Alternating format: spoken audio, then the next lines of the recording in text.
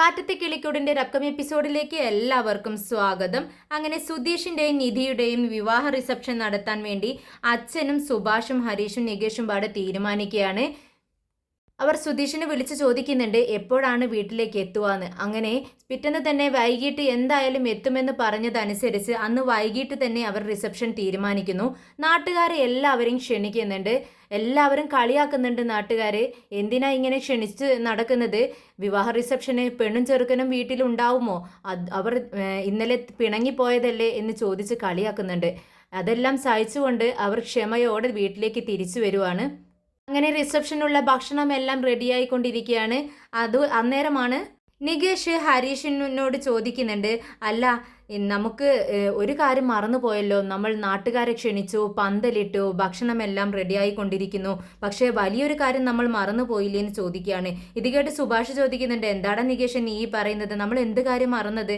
ഉടനെ തന്നെ നികേഷ് പറയുന്നുണ്ട്, നമ്മൾ ചെറുക്കനും പെണ്ണിനുമുള്ള ഡ്രസ്സ് എടുത്തോ ചേട്ടാന്ന് ചോദിക്കുകയാണ്.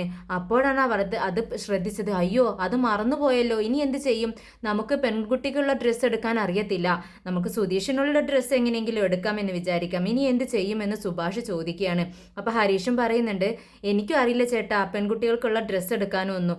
ഇത് കേട്ട് നികേഷ് പറയാണ്, ചേട്ടാ നിങ്ങൾ എന്തിനാണ് വിഷമിക്കുന്നത്, നമ്മൾ ഷോപ്പിലേക്ക് അങ്ങ് ചെന്നാൽ മതി, അവിടെ ഒരുപാട് ചേച്ചിമാരുണ്ടാവും, അവർ തന്നെ നമുക്കുള്ള ഡ്രസ്സ് സെലക്ട് ചെയ്ത് തരും.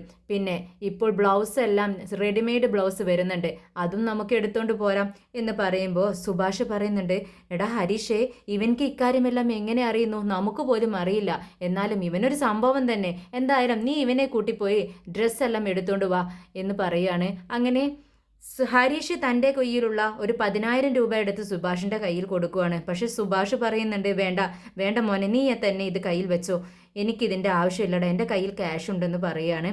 ഉടനെ ഹരീഷ് പറയുന്നുണ്ട്, ചേട്ടാ ചേട്ടൻ തനിയല്ലേ ഇതെല്ലാം ചെയ്യുന്നത്, ആ സുധീഷ് പോലും ഒരു 10 പൈസ ചേട്ടന് തരില്ല എന്ന് പറയുകയാണ്.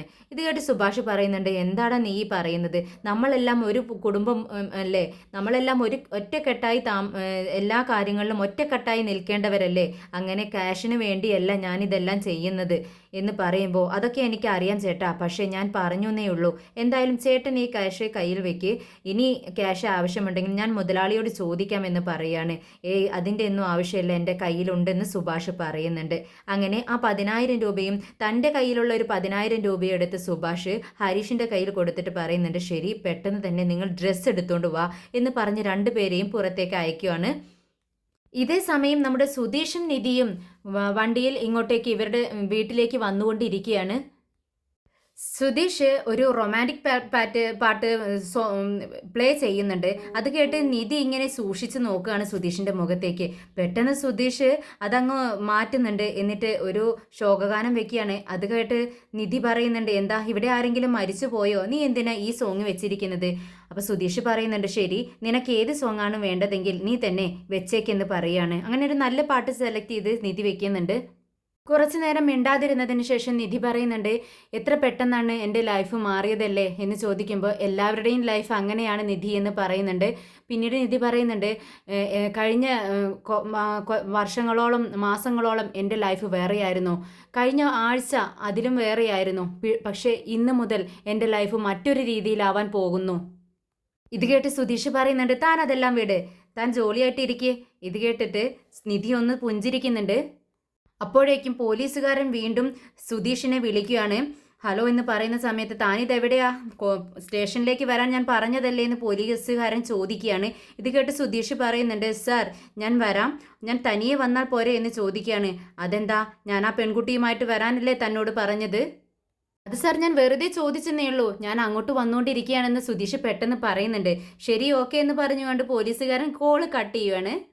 കോള് കട്ടായത് നിധി അത് ആരാണെന്ന് ചോദിക്കുന്നുണ്ട്. ഉടനെ സുധീഷ് പറയുന്നുണ്ട്, അത് അന്ന് നമ്മുടെ വിവാഹം നടത്തി വെച്ചില്ലേ സ്റ്റേഷനിൽ വെച്ച്, അദ്ദേഹമാണെന്ന്, ആ പോലീസുകാരനാണെന്ന് പറയുന്നുണ്ട്.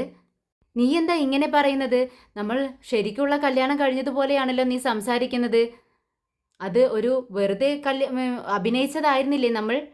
അതെ അതെ, അതങ്ങനെ തന്നെയാണ്. പിന്നെ സ്റ്റേഷനിലേക്ക് ആ പോലീസുകാരൻ നമ്മളോട് ചെല്ലാൻ പറഞ്ഞു. പെട്ടെന്ന് നിധി പേടിക്കുന്നുണ്ട്. ഇനി എന്തിനാ സ്റ്റേഷനിലേക്ക് പോകുന്നത്? അത് ഞാൻ നിന്നെ എൻ്റെ വീട്ടിൽ നിന്ന് മാറ്റി പുറത്താക്കിയോ അതോ നീയും ഞാനും നല്ല സ്നേഹത്തോടെയാണോ കഴിയുന്നത് എന്നൊക്കെ മനസ്സിലാക്കാൻ വേണ്ടിയാണ് അവർ നമ്മളെ വിളിപ്പിക്കുന്നത്. അപ്പോൾ ഇനി നമ്മൾ സ്റ്റേഷനിലേക്കും പോകണമെന്ന് ചോദിക്കുകയാണ് നിധി. ഇത് കേട്ടിട്ട് സുധീഷ് പറയുന്നുണ്ട്, പോണം, പോകുന്നതല്ലേ നല്ലത്. ഇന്നലെ നമ്മൾ നിന്റെ വീട്ടിലേക്ക് പോകുന്ന സമയത്ത് തന്നെ അദ്ദേഹം വിളിച്ചിട്ടുണ്ടായിരുന്നു. പക്ഷേ നീ ആകെ ടെൻഷനിലായിരുന്നില്ലേ, അതുകൊണ്ടാണ് ഞാൻ നിന്നോട് പറയാതിരുന്നത്. ശരി, നമുക്ക് പോവാമെന്ന് പറയുന്നുണ്ട്. ഉടനെ തന്നെ സുധീഷിൻ്റെ മനസ്സിലാകെ ടെൻഷനാണ്. അവിടെ ചെന്ന് കഴിഞ്ഞാൽ മാരേജ് സർട്ടിഫിക്കറ്റ് കാണുമ്പോൾ നിധി എങ്ങനെ പ്രതികരിക്കുമെന്ന് വിചാരിച്ചിട്ടാണ് സുധീഷിൻ്റെ ടെൻഷൻ. ദൈവമേ, ഇതിൽ നിന്നും എന്നെ എങ്ങനെയെങ്കിലും രക്ഷിക്കണേ എന്ന് ദൈവത്തോട് പ്രാർത്ഥിക്കുന്നുണ്ട് സുധീഷ്. അങ്ങനെ സുധീഷിനും നിധിക്കുള്ള ഡ്രസ്സ് എടുത്ത് ഹരീഷും നികേഷും എത്തുന്നുണ്ട്. ഡ്രസ്സ് കണ്ടിട്ട് സുഭാഷ് ചോദിക്കുന്നുണ്ട്, എടാ നന്നായിട്ടുണ്ടല്ലോ എന്ന് പറയുകയാണ്. ഇത് കേട്ടിട്ട് ഹരീഷ് പറയുന്നുണ്ട്, ചേട്ടൻ അറിയാമോ, ഈ നികേഷ് ഉണ്ടല്ലോ പെൺകുട്ടികളോടൊക്കെ എത്രമാത്രം അടുത്താണ് ഇടപഴകുന്നതെന്ന് അറിയാവോ? അവരെല്ലാം ചിരിച്ച് ഇവനോട് സംസാരിക്കുന്നു. ഇവനിക്ക് അവർക്കുള്ള ഡ്രസ്സൊക്കെ സെലക്ട് ചെയ്യാൻ നന്നായിട്ട് അറിയാം.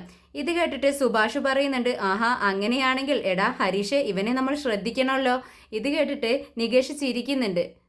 പിന്നീട് ഹരീഷ് പറയുന്നുണ്ട്, ചേട്ടാ അതിലേക്ക് മാച്ചായിട്ടുള്ള ബ്ലൗസ് തയ്ച്ച് വെച്ചത് കിട്ടിയില്ല, അപ്പോൾ ഇതിൽ തന്നെ കട്ട് പീസ് ഉണ്ടെന്ന് പറഞ്ഞു, അത് തയ്പ്പിക്കാൻ എന്ത് ചെയ്യും എന്ന് ചോദിക്കുകയാണ്. അയ്യോ, അത് ശരിയാണല്ലോ, ഇനി എന്ത് ചെയ്യും? അപ്പോഴാണ് നികേഷ് പറയുന്നത്, പെട്ടെന്ന് തയ്ച്ചു തരുന്ന ആള് ഉണ്ടെന്ന് പറഞ്ഞല്ലോ, ആ ഷോപ്പ് നമുക്ക് പറഞ്ഞു തരുകയും ചെയ്തില്ലേ, അവിടെ പോയി തയ്ക്കാൻ ചേട്ടാ എന്ന് പറയുകയാണ്. പക്ഷേ ഇത് ആര് കൊണ്ടു കൊടുക്കും, എങ്ങനെ അളവ് പറഞ്ഞു കൊടുക്കുമെന്ന് ചോദിക്കുകയാണ്. അപ്പോഴേക്കും അങ്ങോട്ടേക്ക് സുനന്ദ വരുന്നുണ്ട്. ഇതാ തയ്ക്കാൻ കൊടുക്കാനുള്ള ആള് വരുന്നുണ്ടല്ലോ എന്നിങ്ങനെ നികേഷ് പറയുന്നുണ്ട്. സുനന്ദ ചുറ്റുപാട് നോക്കിക്കൊണ്ട്, ഹായ്, അടിപൊളി സെറ്റപ്പാണല്ലോ എന്ന് പറയുവാണ്. അപ്പോൾ നികേഷ് പറയുന്നുണ്ട്, ഞങ്ങൾ പെൺകുട്ടിക്കുള്ള ഡ്രസ്സ് എടുത്തുകൊണ്ട് വന്നിട്ടുണ്ട്, സാരി എടുത്തിട്ടുണ്ട്, പക്ഷേ അതിലെ ബ്ലൗസ് എങ്ങനെ തയ്ക്കണമെന്ന് എനിക്കറിയത്തില്ല. ഓഹോ, അപ്പോൾ ഫംഗ്ഷനുള്ള ഡ്രസ്സ് ഇപ്പോഴാണോ പോയിട്ട് എടുക്കുന്നത്? ഇത്രയും നേരമായിട്ട് അത് എടുത്തു കൊണ്ടുവരാൻ നിങ്ങൾക്ക് പറ്റിയില്ലേ എന്ന് ചോദിക്കുകയാണ്. അപ്പോഴാണ് സുഭാഷ് പറയുന്നതിന്, ഓരോന്നിനും ഓരോ സമയമില്ലേ സുനന്ദേ, ഞങ്ങൾക്ക് ഓർമ്മയുണ്ടായില്ല, പെട്ടെന്നാണ് ഓർമ്മ വന്നപ്പോൾ പോയി എടുത്തതെന്ന് പറയുന്നുണ്ട്. ഉടനെ സുനന്ദ പറയുന്നുണ്ട്, നിങ്ങൾക്കിത് സുധീഷിനോട് തന്നെ പറയാമായിരുന്നില്ലേ, വരുന്ന വഴിക്ക് എവിടെയെങ്കിലും ഷോപ്പിൽ കയറി സാരി എടുത്ത് അതിന് മാച്ചായ ബ്ലൗസും എടുത്തുകൊണ്ട് വരാൻ പറഞ്ഞാൽ മതിയായിരുന്നില്ല, നിങ്ങൾ എന്തിനാ ഇങ്ങനെ ബുദ്ധിമുട്ടിയെന്ന് ചോദിക്കുന്നുണ്ട്. ഇനിയിപ്പോൾ അത് ശരിയാണല്ലോ, അത് ശരിയായിരുന്നു, പക്ഷെ എന്ത് ചെയ്യാം, ഇങ്ങനെയൊക്കെ സംഭവിച്ചില്ലേ, ഇനിയിപ്പോൾ എന്ത് ചെയ്യുമെന്ന് ചിന്തിക്കേ. സുനന്ദ പെട്ടെന്ന് സുഭാഷിന്റെ കയ്യിൽ നിന്നും സാരി മേടിച്ച് നോക്കുന്നുണ്ട്. എന്നിട്ട് പറയുന്നുണ്ട്, ശരി, ഇത് ഞാൻ തയ്ച്ചു തരാം, പക്ഷെ അളവെങ്ങനെ അറിയാം, എനിക്കറിയില്ലല്ലോ, ഏതളവിനാണ് അടിക്കേണ്ടതെന്ന് സുനന്ദ ചോദിക്കുന്നുണ്ട്.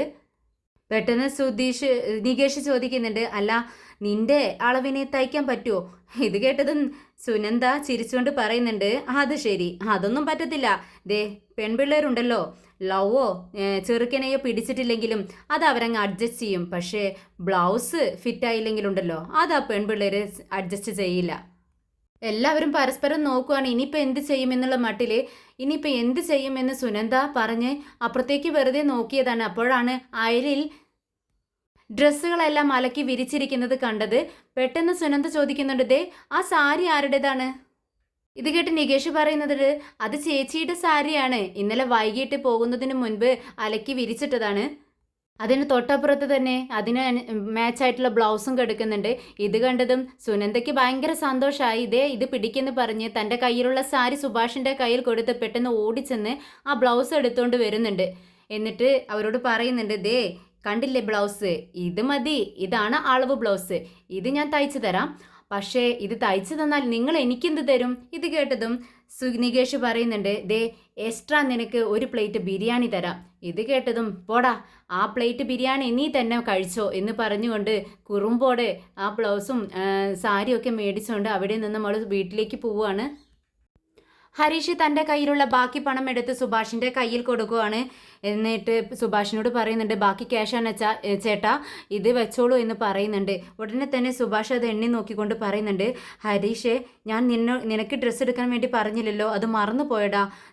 ഈ ക്യാഷ് കയ്യിൽ വെച്ചോ, ഇതിൽ 1500 രൂപയല്ലേ ഉള്ളൂ, കുറച്ച് ക്യാഷ് കൂടി ഞാൻ എടുത്തുകൊണ്ട് വന്ന് തരാം, നീയും പോയി ഒരു ഡ്രസ്സ് എടുത്തിട്ട് വാ എന്ന് പറയാണ്. ഇത് കേട്ടതും ഹരീഷ് പറയുന്നുണ്ട്, വേണ്ട ചേട്ടാ, എനിക്ക് ഡ്രസ്സൊന്നും വേണ്ട. അതെന്താടാ നീ അങ്ങനെ പറയുന്നത്? നിന്റെ ചേട്ടൻ്റെ വിവാഹമല്ലേടാ, അതിന് നിനക്ക് ഡ്രസ്സ് എടുക്കണ്ടേ, നീ ചെന്ന് ഡ്രസ്സ് എടുക്കടാന്ന് വീണ്ടും സുഭാഷ് പറയുന്നുണ്ട്.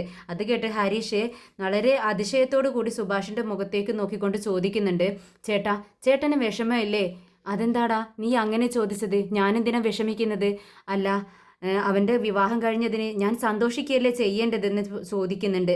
ഇത് കേട്ടതും ഹരീഷ് പറയുന്നുണ്ട്, അത് ശരിയാണ് സുധീഷ് അവന് ഇഷ്ടമുള്ള പെൺകുട്ടിയെ വിവാഹം കഴിച്ചതിന് ചേട്ടൻ സന്തോഷിക്കണം. അതല്ല ഞാൻ പറഞ്ഞത്. ചേട്ടൻ്റെ വിവാഹം കഴിയേണ്ടതായിരുന്നില്ലേ? എന്നിട്ടല്ലേ ഇത് നടക്കേണ്ടിയിരുന്നത്? അക്കാര്യത്തിൽ ചേട്ടന് വിഷമമില്ലേ എന്നാണ് ഞാൻ ചോദിച്ചത്. അതിനിപ്പോൾ എന്താടാ പ്രശ്നമെന്ന് സുഭാഷ് ചോദിക്കുന്നുണ്ട്. ഹരീഷ് പറയുന്നുണ്ട്, ചേട്ടന് വിവാഹം ആലോചിച്ചിരിക്കുകയായിരുന്നു. അത് മുടങ്ങിയ സമയത്താണ് സുധീഷ് ഒരു പെൺകുട്ടിനെയും കൊണ്ട് വീട്ടിൽ കയറി വരുന്നത്. നാട്ടുകാർ ചോദിക്കില്ലേ ചേട്ടാ, ഒരു വിവാഹം മുടങ്ങി നിൽക്കുന്ന സമയത്താണ് അവൻ പെണ്ണിനെയും കൊണ്ട് വന്നത്. എന്നിട്ടും ചേട്ടന് വിവാഹം കഴിക്കാൻ ഒരു പെൺകുട്ടിയെ കിട്ടിയില്ല എന്ന് പറഞ്ഞുകൊണ്ട് നടക്കില്ലേ നാട്ടുകാർ? എല്ലാവരും ഇത്രയും സന്തോഷിച്ചിരിക്കുന്ന സമയത്ത് നീ എന്താടാ ഇങ്ങനെയൊക്കെ ചിന്തിക്കുന്നത്? സന്തോഷമായിട്ടിരിക്കടാ. പിന്നെ എൻ്റെ മനസ്സിലിപ്പോൾ വേറെ ഒരു കാര്യവും ഇല്ല. സുധീഷിൻ്റെയും നിധിയുടെയും റിസപ്ഷൻ നല്ല സന്തോഷത്തോടെ നമ്മൾ വിചാരിച്ചതുപോലെ തന്നെ നടക്കണം. ആ ഒരു കാര്യം മാത്രമേ ഇപ്പോൾ എൻ്റെ മനസ്സിലുള്ളൂ.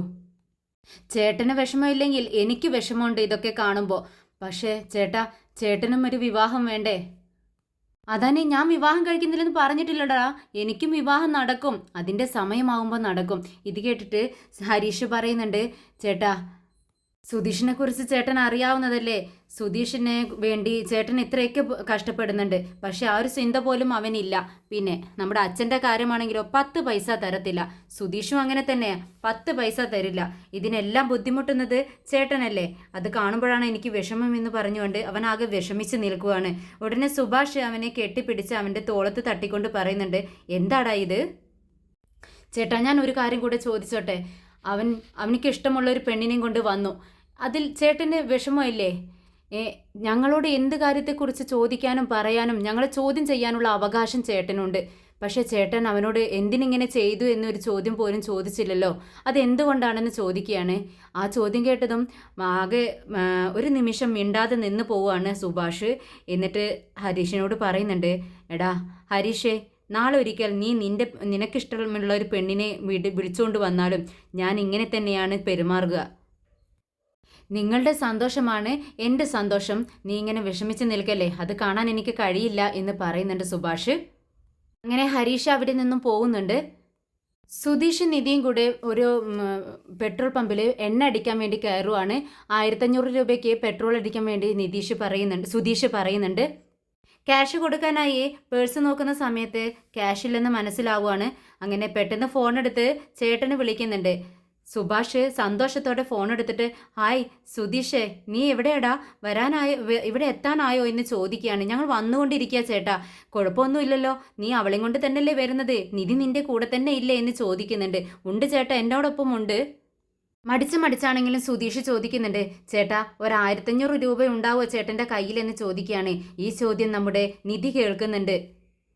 അതിനെന്താടാ, നീ പെട്ടെന്ന് ഇങ്ങോട്ടേക്ക് വാ, ഇവിടെ വന്നിട്ട് ക്യാഷ് തരാമെന്ന് പറയുന്നുണ്ട്. ഉടനെ തന്നെ സുധീഷ് പറയുന്നുണ്ട്, ചേട്ടാ ഞാൻ വണ്ടിയിൽ എണ്ണ അടിക്കാൻ വേണ്ടി കയറിയതാണ്. കൊടുക്കാൻ നേരത്ത് ക്യാഷ് ഇല്ല, അതുകൊണ്ടാണ് ഞാൻ വിളിച്ചത്. ഫോണിലേക്ക് സെൻഡ് ചെയ്യാൻ പറ്റുമെന്ന് ചോദിക്കുകയാണ്. ഉടനെ തന്നെ സുഭാഷ് പറയുന്നുണ്ട്, അതിനെന്താടാ, ഞാൻ ഇപ്പം തന്നെ സെൻഡ് ചെയ്ത് തരാം. നിനക്ക് 1500 രൂപ മതിയോ? അതിൻ്റെ കൂടുതൽ ക്യാഷ് ആവശ്യമുണ്ടോ എന്ന് ചോദിക്കുന്നുണ്ട്. ഇത് കേട്ടിട്ട് സുധീഷ് പറയുന്നുണ്ട്, 1500 മതി. ഇനി ചേട്ടൻ്റെ കയ്യിൽ അധികമുണ്ടെങ്കിൽ കുഴപ്പമില്ല, അയച്ചോളൂ എന്ന് പറയുകയാണ്. എന്നാൽ ശരി എന്ന് പറയുന്നുണ്ട്. എന്നാൽ ഇതെല്ലാം നിധി കേൾക്കുന്നുണ്ട്. പെട്രോൾ പമ്പിലെ ജീവനക്കാരൻ, ക്യാഷ് പേ ചെയ്യൂ സാർ, എണ്ണ അടിച്ചു കഴിഞ്ഞ് വണ്ടി ബാക്കിൽ വന്ന് നിൽക്കുന്നത് കണ്ടില്ലേ, വണ്ടി ഒന്ന് അപ്പുറത്തേക്ക് ഇടൂ എന്ന് പറയുകയാണ്. ഉടനെ സുധീഷ് പറയുന്നുണ്ട്, പേ ചെയ്യാം, ഞാൻ വണ്ടി അപ്പുറത്തേക്ക് ഇടട്ടെ. പറ്റത്തില്ല സാർ, ആദ്യം ക്യാഷ് പേ ചെയ്യണം എന്ന് നിർബന്ധം പിടിക്കുന്നുണ്ട്. ഞാൻ വണ്ടി എടുത്തുകൊണ്ട് പോകത്തൊന്നുമില്ല സഹോദര, ഞാൻ വണ്ടി ഒന്ന് അപ്പുറത്തേക്ക് മാറ്റിയിട്ടിട്ട് ഇങ്ങോട്ടേക്ക് വന്നിട്ട് ഗൂഗിൾ പേ ചെയ്ത് തരാം എന്ന് പറയുന്നുണ്ട്. അങ്ങനെ മനമില്ലാ മനസ്സോടെ അദ്ദേഹം സമ്മതിക്കുകയാണ്.